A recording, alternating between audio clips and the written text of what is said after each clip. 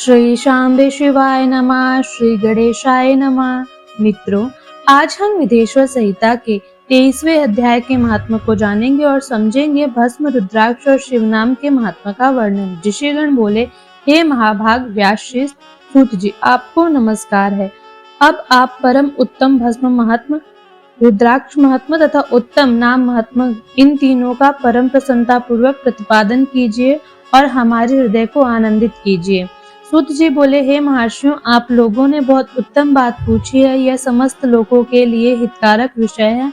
आप लोग महाधन्य, पवित्र तथा अपने कुल के भूषण स्वरूप हैं, जिनके मुख में भगवान शिव का नाम है। जो अपने मुख से सदा शिव शिव इस नाम का उच्चारण करते हैं, पाप उनका उसी तरह स्पर्श नहीं करते जैसे खदिर वृक्ष के अंगार को छूने का साहस कोई भी प्राणी नहीं कर सकता है। श्री शिवाय नमस्तुभ्यम। हे शिव, आपको नमस्कार है। जिस मुख से ऐसा उच्चारण होता है, वह मुख समस्त पापों का विनाश करने वाला पावन तीर्थ बन जाता है। जो मनुष्य प्रसन्नता पूर्वक उस मुख का दर्शन करता है, उसे निश्चय ही तीर्थ सेवा जनित फल प्राप्त होता है। हे ब्राह्मणों, शिव का नाम, विभूति तथा रुद्राक्ष, ये तीनों त्रिवेणी के समान परम पुण्य वाले माने गए हैं। जहाँ ये तीनों शुभतर वस्तुएं सर्वदा रहती हैं, उसके दर्शन मात्र से ही मनुष्य त्रिवेणी स्नान का फल पा लेता है।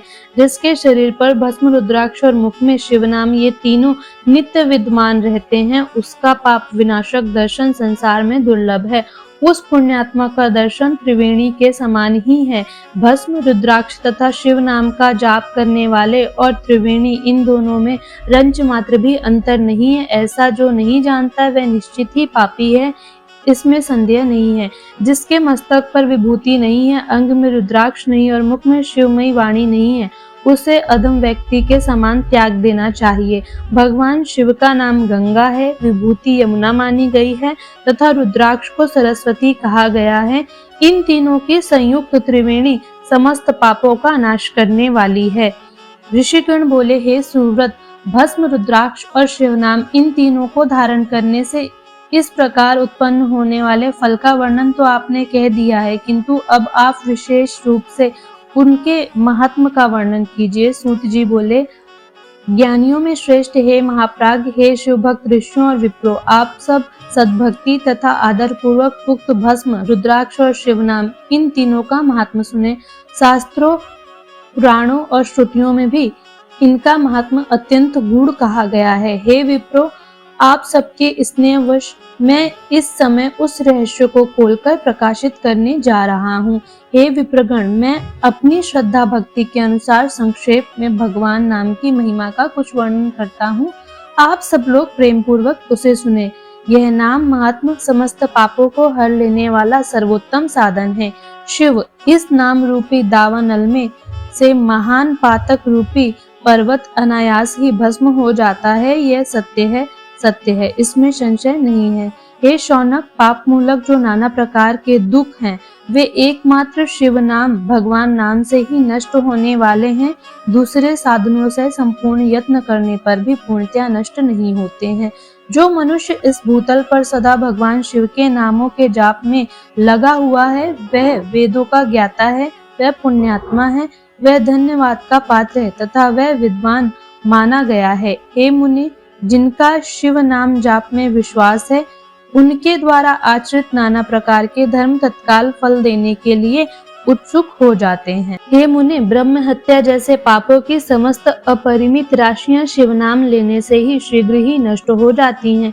जो शिवनाम रूपी नौका पर आरूढ़ होकर संसार समुद्र को पार करते हैं, उनके जन्म मरण रूप संसार के मूलभूत वे सारे पाप निश्चय ही नष्ट हो जाते हैं। हे महामुने, संसार के मूलभूत पातक रूपी वृक्ष का शिव नाम रूपी कुठार से निश्चय ही नाश हो जाता है। जो पाप रूपी दावानल से पीड़ित है, उन्हें शिव नाम रूपी अमृत का पान करना चाहिए। पापों के दावानल से दग्ध होने वाले लोगों को उस शिव नाम अमृत के बिना शांति नहीं मिल सकती है। हे मुनीश्वर, जिसके अनेक जन्मों तक तपस्या की है, उसी के शिव नाम के प्रति भक्ति होती है, जो समस्त पापों का नाश करने वाली है। जिसके मन में भगवान शिव के नाम के प्रति कभी खंडित न होने वाली असाधारण भक्ति प्रकट हुई है, उसी के लिए मोक्ष सुलभ है, यह मेरा मत है। जो अनेक पाप करके भी भगवान शिव के नाम जप में आदर पूर्वक लगा गया है, वह समस्त पापों से मुक्त हो ही जाता है, इसमें संशय नहीं है। जैसे वन में दावानल से दग्ध हुए वृक्ष भस्म हो जाते हैं, उसी प्रकार शिव नाम रूपी दावानल से दग्ध होकर उसी समय तक के सारे पाप भस्म हो जाते हैं। हे शौनक, जिसके अंग नित्य भस्म लगाने से पवित्र हो गए हैं तथा जो शिव नाम जप का आदर करने लगा है, वह घोर संसार सागर को भी पार कर लेता है।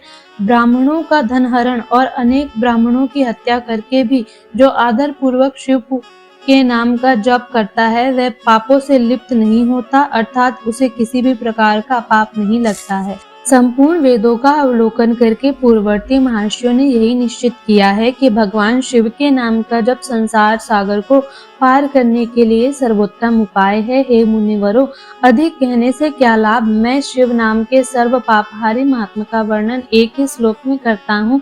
भगवान शंकर के एक नाम में ही पाप हरण की जितनी शक्ति है, उतना पातक मनुष्य कभी कर ही नहीं सकता। हे मुने, पूर्व काल में महापापी राजा इंद्रद्युम्न ने शिव नाम के प्रभाव से ही उत्तम सद्गति प्राप्त की थी।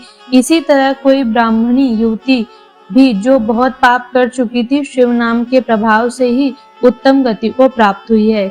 हे द्विजवरों, इस प्रकार मैंने आप लोगों से भगवान नाम के उत्तम महात्मा का वर्णन किया है। अब आप लोग भस्म का महात्मा सुने, जो समस्त वस्तुओं को भी पवित्र करने वाला है। इस प्रकार से ये अध्याय यहीं पर समाप्त होता है। मैं आपसे मिलूंगी अगले अध्याय अगले वीडियो में। तब तक के लिए हर हर महादेव। जिन्होंने चैनल को सब्सक्राइब नहीं किया है, कृपया करके वो कर लें। अगले वीडियो में हम जानेंगे भस्म महात्मा का निरूपण।